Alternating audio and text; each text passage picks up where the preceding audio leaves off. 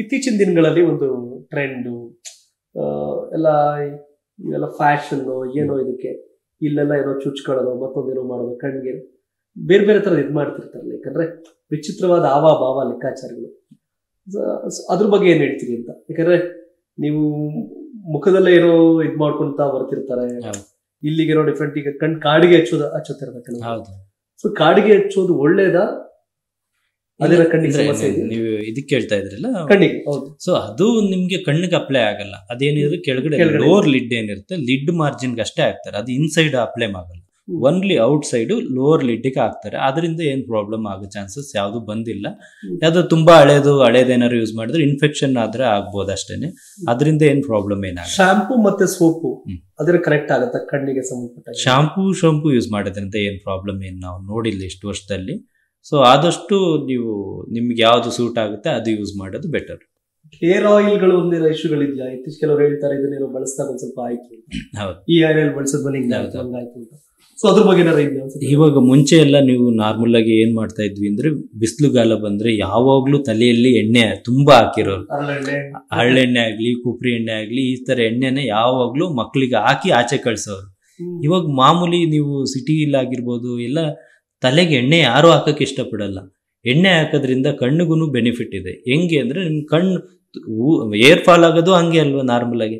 ಹೇಗೆ ಕಣ್ಣು ತಂಪಗಿರ್ಬೇಕಂದ್ರೆ ಹೆಡ್ ಚೆನ್ನಾಗಿರ್ಬೇಕು.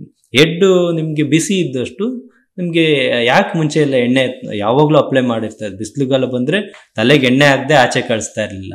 ಇವಾಗ ಯಾರು ಪೇರೆಂಟ್ನ ಅದು ಮಾಡಲ್ಲ. ಮಕ್ಕಳಿಗೆ ತಲೆಗೆ ಎಣ್ಣೆ ಹಾಕೋದ್ರಿಂದ ತಂಪಿರೋದ್ರಿಂದ ಕಣ್ಣಿಗೂ ಯೂಸ್ಫುಲ್ ಇದೆ.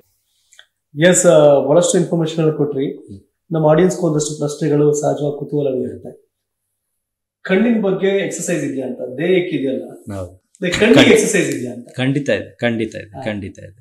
ಸೊ ನಿಮ್ಗೆ ಕಣ್ಣಿನ್ಗೆ ಎಕ್ಸಸೈಜು ಕೆಲವೊಮ್ಮೆ ಒಬ್ಬೊಬ್ಬ ಪರ್ಟಿಕ್ಯುಲರ್ ಇರೋರಿಗೆ ಅಂತಲ್ಲ, ಎಲ್ಲರಿಗೂ ಇದೆ. ನಿಮ್ಮ ಯೋಗ ಮಾಡಿದ್ರೆ ಯೋಗದಲ್ಲಿ ಕಣ್ಣಿಗೂ ಕೂಡ ಇರುತ್ತೆ. ನೀವು ಯೋಗ ಮಾಡಿದಾಗ ಕೆಳಗಡೆ ನೋಡಿ ಮೇಲೆ ನೋಡಿ, ಈ ಒಂದು ಪೆನ್ ತಗೊಂಡು ಈ ಕಡೆ ನೋಡೋದು ಇದೇನಿದೆ ಎರಡೂ ಕಡೆ ರೊಟೇಟ್ ಆಗ್ಬೇಕು. ಏನಿದೆಯಲ್ಲ ಎಲ್ಲ ಈ ಕಡೆ ಮೇಲೆ ಡೌನು ಈ ತರ ರೊಟೇಟ್ ಆಗ್ಬೇಕು. ಕಣ್ಣೇನಿದೆ ಈ ತರ ಎಲ್ಲ ಕಡೆ ಈ ತರ ರೊಟೇಟ್ ಆಗ್ಬೇಕು. ಅದು ಎಕ್ಸಸೈಜನೇ. ಅದು ಎಕ್ಸಸೈಜ್ ಯಾರು ಮಾಡಲ್ಲ. ಯಾಕೆ ಯೋಗ ಯಾಕೆ ಮಾಡ್ತಾರೆ ಅಂದ್ರೆ, ಯೋಗದಲ್ಲಿ ಕಂಪ್ಲೀಟ್ ಬಾಡಿಗೆ ಎಕ್ಸಸೈಜ್ ಇದೆ. ನೀವು ಬರೀ ಜಿಮ್ಗೆ ಹೋಗೋದಷ್ಟೇ ಅಲ್ಲ, ನಿಮ್ ಕಣ್ಣನ್ನ ಹೇಗೆ ಎಕ್ಸಸೈಜ್ ಮಾಡ್ಬೇಕಂದ್ರೆ, ಜಸ್ಟ್ ಒಂದು ಹಾಫ್ ಅನ್ ಅವರ್ಗೆ 1 ಅವರ್ಗೆ ಕೈನ ಚೆನ್ನಾಗಿ ಹಿಂಗ್ ಮಾಡ್ಬಿಟ್ಟು ಹಿಂಗ್ ಇಡೋದ್ರಿಂದ ನಿಮ್ಗೆ ತುಂಬಾ ರಿಲ್ಯಾಕ್ಸ್ ಅನ್ಸುತ್ತೆ. ಅದು ಮಾಡ್ಬೋದು.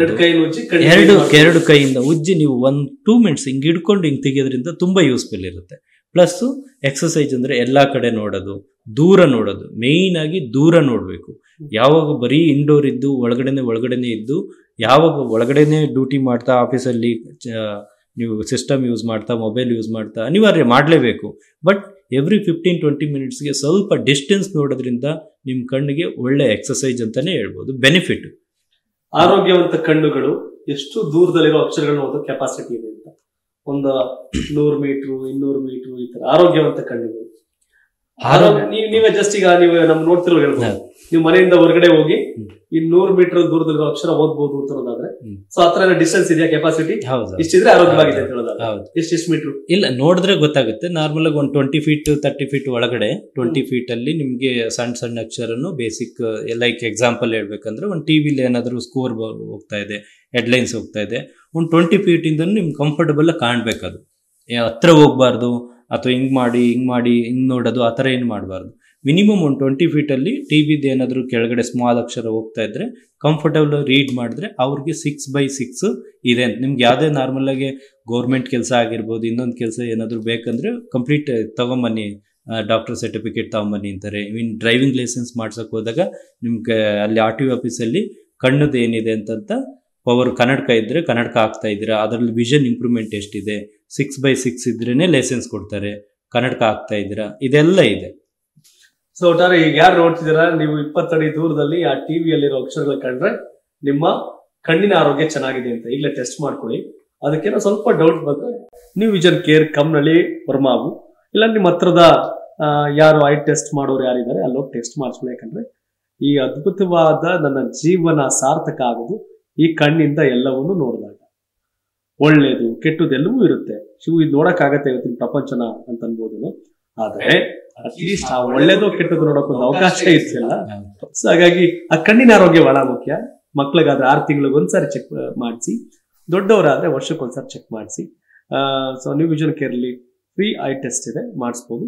ಅದರ ಮುಂದುವರೆದ ಭಾಗ ಟೆಸ್ಟ್ಗಳಿಗೆ ಸಂಬಂಧಪಟ್ಟ ಅತಿ ಕಡಿಮೆ ವೆಚ್ಚದಲ್ಲಿ ಅವ್ರು ಮಾಡ್ತಾರೆ. ಬೆಂಗಳೂರಿನ ಸಮಗ್ರ ಸುದ್ದಿಗಾಗಿ ನೋಡಿ ಕರ್ನಾಟಕ ಟಿವಿ ಬೆಂಗಳೂರು.